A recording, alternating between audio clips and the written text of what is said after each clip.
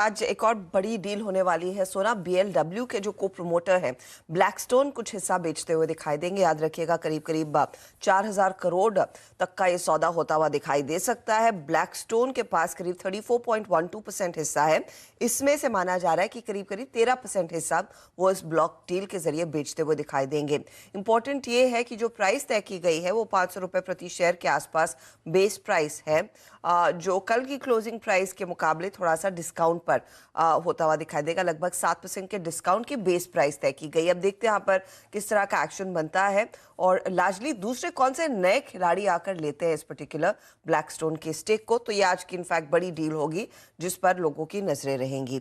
इसके अलावा विप्रो की तरफ से विप्रो पर नजरें होनी चाहिए, क्योंकि दरअसल मनी कंट्रोल .com की एक एक्सक्लूसिव डेवलपमेंट ये है कि दरअसल इस महीने मिड और सीनियर स्तर के कर्मचारियों को जो वेरिएबल पेमेंट मिलता है उसको कंपनी ने होल्ड किया हुआ है। Q1 में मार्जिन्स पर जो दबाव देखने को मिला है उसके मद्देनजर ये वेरिएबल पेमेंट कंपनी नहीं कर रही है।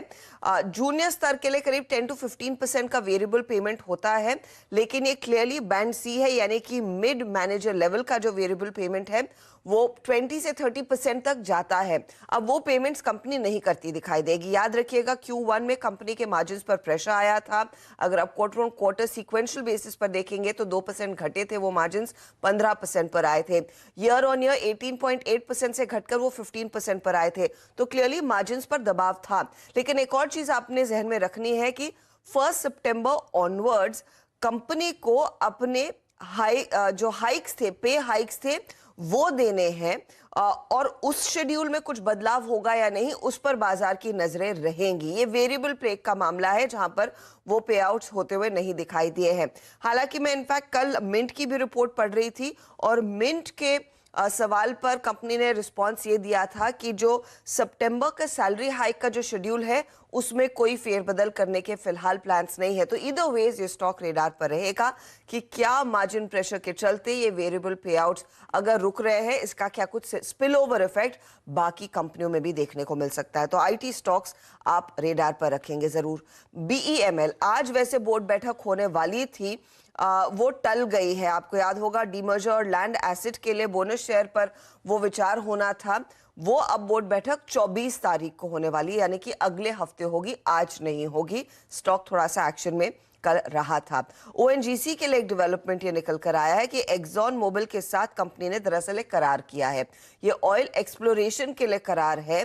पूर्व और पश्चिम के कोस्टल एरियाज में दरअसल ऑयल एक्सप्लोरेशन के लिए करार है। तो एक इंटरेस्टिंग डेवलपमेंट कंपनी के लिए आती हुई स्टॉक आप रेडार पर रखेंगे जरूर। नैटको फार्मा को एक अप्रूवल मिला है यूएस एफडीए की ओर से।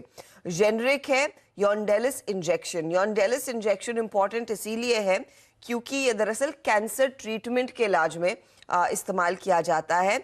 एंटी ट्यूमर कीमोथेरेपी मेडिकेशन है ये, और उसके लिए दरअसल यूएस एफडीए से अनुमति मिलती हुई। और हम सब जानते हैं कि कैंसर की दवाओं का अच्छा खासा मार्केट शेयर बढ़ता हुआ दिखाई दे रहा है अनफॉर्चुनेटली, लेकिन ये एक बड़ा डेवलपमेंट रह सकता है नैटको के लिए।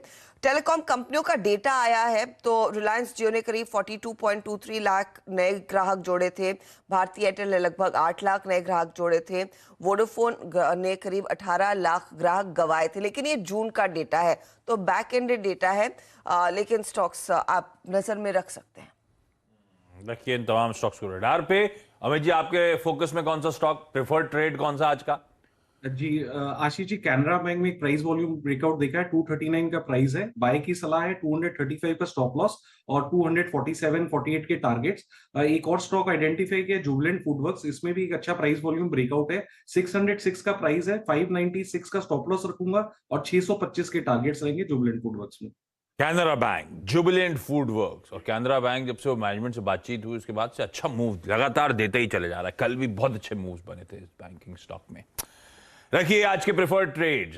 Amit ji, thank you so much सुबह सुबह जुड़ने के लिए। ब्रेक ले रहा हूं, ब्रेक के उस पार आज का इवेंट्स कैलेंडर।